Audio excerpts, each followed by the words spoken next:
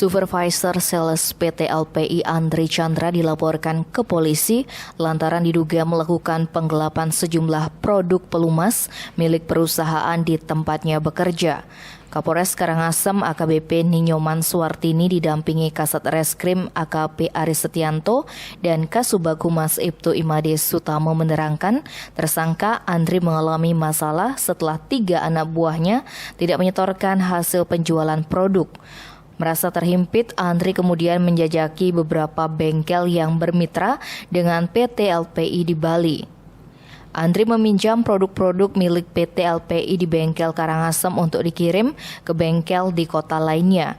Namun PT LPI lebih dulu mengetahui perbuatan Andri yang mengakibatkan perusahaan merugi 19 juta rupiah. Akhirnya perusahaan pelumas berbasis di Serpong, Tangerang ini melaporkan Andri ke polisi. Satreskrim Polres Karangasem menangkap Andri Chandra di kediamannya di Palu, Sulawesi Tengah. Kini Andri diancam pasal 374 KUHP tentang penggelapan dalam jabatan. Tim Bali Express melaporkan.